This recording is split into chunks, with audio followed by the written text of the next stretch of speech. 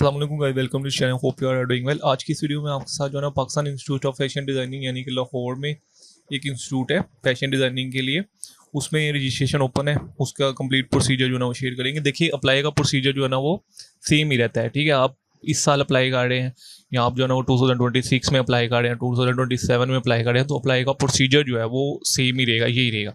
अगर आप घर बैठे अप्लाई करवाना चाहते हैं तो ये अली स्टूडियो कॉर्नर है, ठीक है। व्हाट्सएप का कॉन्टैक्ट नंबर है, ठीक है। आप जो है ना वो व्हाट्सएप पे रब्ता करके घर बैठे अप्लाई करवा सकते हैं।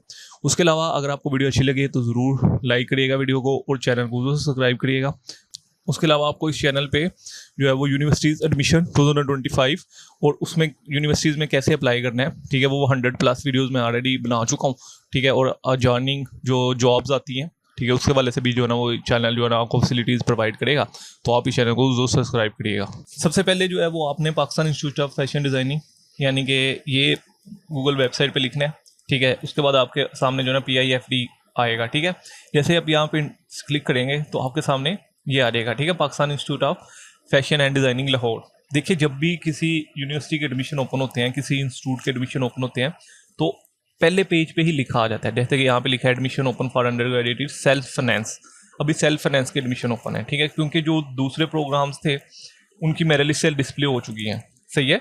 तो जब ये इंटरफेस आपके सामने आएगा तो इसका मतलब है कि एडमिशन ओपन है, ठीक है। अगर ये इंटरफेस नहीं आता, फॉर एग्जाम्पल ये ऐसा सिंपल ऐसा आता है, कोई इंटरफेस आपके सामने नहीं आता, ठीक है, तो फिर आपने यहाँ से चेक कर लेना है कि क्या इसके एडमिशन ओपन है कि नहीं है, ठीक है। तो ये सारी चीज़ें जो है ना वो आप इनकी वेबसाइट से ही चेक कर सकते हैं। हमसे भी जो स्टूडेंट पूछे हम भी उनको यहीं से दे के बताते हैं, ठीक है। सिंपली अगर एडमिशन ओपन होंगे तो अनाउंसमेंट यहाँ पे सिंपल आपको डिस्प्ले हो जाएगी। अगर एडमिशन नहीं होंगे तो यहाँ पे कोई अनाउंसमेंट नहीं होगी, इसका मतलब है एडमिशन ओपन नहीं है, ठीक है। तो यहाँ पे आपने अप्लाई नो पे क्लिक करना है। जैसे ही आप यहाँ पे क्लिक करेंगे आपके सामने ये इंटरफेस आ जाएगा, ठीक है। ये इंटरफेस आप देख सकते हैं। यहाँ पे सेल्फ फाइनेंस के एडमिशन ओपन है, ठीक है। जब यहाँ पे आप एक दफ़ा पढ़ भी लीजिएगा, ठीक है। जब नेक्स्ट एडमिशन ओपन होंगे तो वो ओपन मेरिट पे भी होंगे, ठीक है। जैसे कि ये मेरिट लिस्ट से डिस्प्ले हो चुकी है, ठीक है। इसमें सेल्फ फाइनेंस और ओपन मेरिट में ये फ़र्क है कि ओपन मेरिट का मेरिट ज़्यादा होता है और फीस जो है ना वो हाफ होती है। फॉर एग्जाम्पल अगर 80,000 रुपया फ़ीस है तो 40,000 रुपया होगी फ़ीस, ठीक है। ओपन मेरिट में सेल्फ फाइनेंस की फ़ीस डबल होती है, ये बस फ़र्क होता है, ठीक है। और बाकी क्लासेस जो है ना वो वही इंस्टीट्यूट अटेंड करता है, टीचर्स भी वही होती हैं, स्टडी भी वही होती है। तो ये एडमिशन इंटरफेस आएगा आपके सामने, ये चेक कर सकते हैं। आपने सबसे पहले अपना अकाउंट क्रिएट करता है, ठीक है। क्रिएट एन अकाउंट, यहाँ पे अपना फुल नेम लिखना है, यहाँ पे आपने CNIC नंबर लिखना है, मोबाइल नंबर लिखना है, ईमेल आप जो है ना वो जो भी एक्टिव ईमेल है, ठीक है। क्योंकि यूनिवर्सिटी जो इंस्टीट्यूट है वो आपको ईमेल के थ्रू ही रब्ता करता है, ठीक है। तो जब आप ईमेल गलत एंटर करते हैं तो वो फिर आपसे कनेक्ट नहीं हो पाता इंस्टीट्यूट, ठीक है। तो ईमेल आपने सही लिखनी है, पासवर्ड आपने अपनी मर्जी से कोई सा भी लिख सकते हैं और पासवर्ड कंफर्म कर देना है, ठीक है। जब ये सारी चीज़ें आप कर लें तो आपने 3-4 दफ़ा इनको ज़रूर पढ़ना है, ठीक है। CNIC ध्यान से फिल करिएगा, मोबाइल नंबर ध्यान से फिल करिएगा, ईमेल एड्रेस ध्यान से फिल करिएगा, पासवर्ड आपने जो भी फिल करना है वो आपने याद रखना है, ठीक है। अगर आप पासवर्ड भूल गए हैं, ठीक है, तो इसका मतलब है कल को आपको इशू होगा।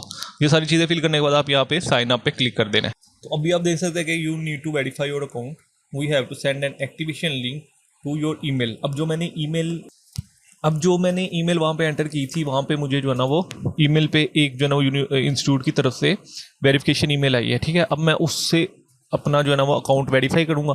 आपने अपनी ईमेल एंटर ओपन करनी है, ठीक है। ओपन करने के बाद आपको जो है ना वो एक मेल आई होगी इंस्टीट्यूट की तरफ से, ठीक है। आपने उस मेल को जो है ना वो क्लिक करना है और अपना अकाउंट जो है वो वेरीफाई करना है। वेरीफाई के बगैर आप अपना अकाउंट जो है ना वो ओपन नहीं कर सकते, ठीक है। तो वेरीफाई करना है आपने, उसके बाद आपने यहाँ पे लॉगिन पे प्रेस कर देना है। तो अब मैंने जो है ना वो अपना अकाउंट जो है वो वेरीफाई कर लिया है, ठीक है। जो मैंने ईमेल अकाउंट क्रिएट करते वक्त एंटर की थी और पासवर्ड एंटर किया था वही मैं यहाँ पे ईमेल एंटर करूँगा, पासवर्ड एंटर करूँगा, लेकिन सबसे पहले अपना अकाउंट वेरीफाई ज़रूर करना है।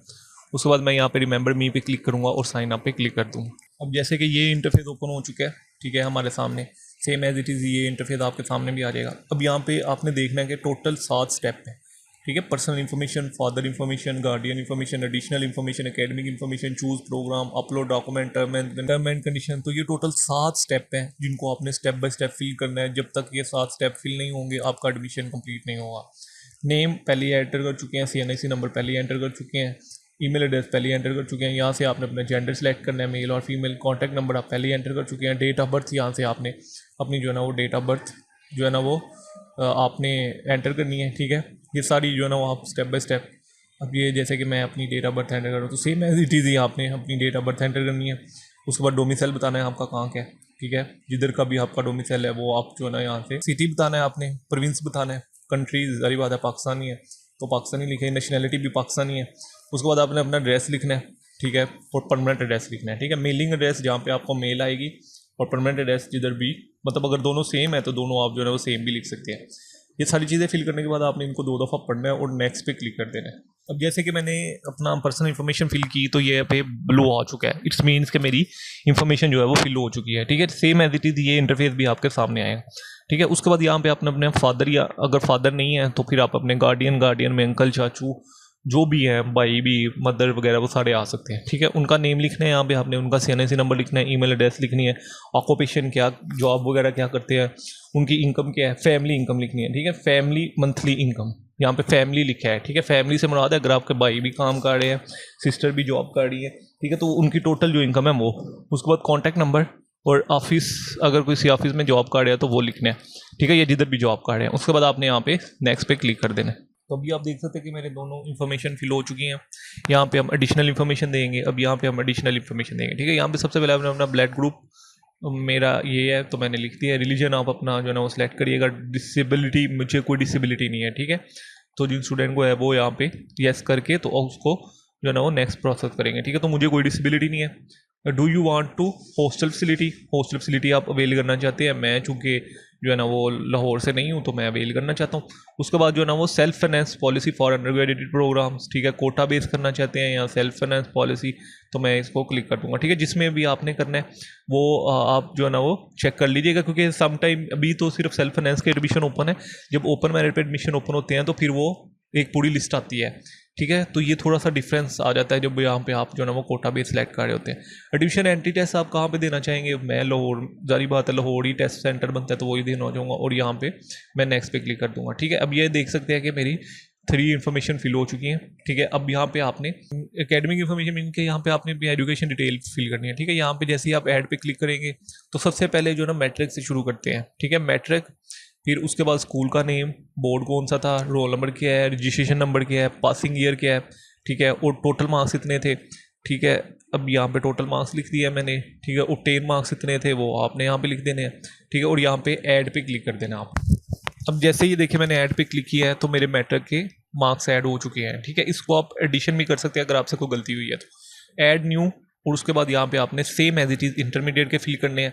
इंटरमीडिएट का college name, board, roll number, registration, passing year, ठीक है। अब चूँकि मेरा रिजल्ट नहीं आया, अब ठीक है, पार्ट 2 का रिजल्ट नहीं आया तो मैं पार्ट 1 के मार्क्स फिल करूँगा, ठीक है। अब पार्ट 1 में मेरे 555 और मेरे जो है ना वो 390, ठीक है। उसके बाद आप यहाँ पे ऐड कर देना है, ठीक है। तो आपका पार्ट 1 का रिजल्ट भी जो है ना वो ऐड हो जाएगा। जिन स्टूडेंट के पार्ट का रिजल्ट आ चुका है पार्ट 2 का, वो फिर पार्ट 2 का ईयर लिखेंगे, ठीक है। जिस भी ईयर में रिजल्ट आता है उसका ईयर लिखा करें। तो ये थोड़ा सा ध्यान रखिएगा आपने, मतलब अगर फॉर एग्जाम्पल आपका रिजल्ट आ चुका है तो सारी बात है 25 या 26 जब भी रिजल्ट आया है तो उसका ईयर आप यहाँ पे एंटर करेंगे, ठीक है। तो उसके बाद आपने यहाँ पे ऐड पे क्लिक कर देना है। अभी देख सकते हैं कि मेरी मैट्रिक और इंटरमीडिएट की ऐड हो चुकी है, ठीक है। तो फिर हम नेक्स्ट पे चले जाएंगे। अगर कोई स्टूडेंट इससे ज़्यादा एजुकेशन मतलब ले चुका है, फॉर एग्जांपल जिन स्टूडेंट ने MPhil के लिए अप्लाई करना है या जो स्टूडेंट PhD के लिए अप्लाई कर रहा है वो देन फिर ग्रेड यहाँ पे ऐड न्यू पे क्लिक करके और नेक्स्ट प्रोसेस करेंगे, ठीक है। तो हम चूँकि इतनी एजुकेशन है मेरी तो मैं इतना ही फिल करूँगा। उसके बाद यहाँ पे आपने अपने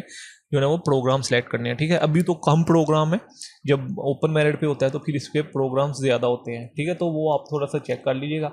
अभी जिसमें आपने करना है वो आप चेक कर लीजिएगा, मैंने जिसमें करना है वो मैंने जो है ना वो चेक कर लिया, ठीक है। अब मैंने इसमें अप्लाई करना है तो मैं नेक्स्ट पे क्लिक कर दूंगा। अब यहाँ पे आप देख सकते हैं कि यहाँ पे लिखा है कि passport size photograph light background, matric FSC का रिजल्ट, ये O लेवल और A लेवल के स्टूडेंट के लिए है, ठीक है। उसके बाद डोमिसाइल आपने अपना लगाना है CNIC फ्रंट और बैक, ठीक है। अगर CNIC नहीं है तो फिर बे फॉर्म, ठीक है। ये सारी चीज़ें अपलोड करने के बाद आपने नेक्स्ट पे क्लिक कर देना है, ठीक है।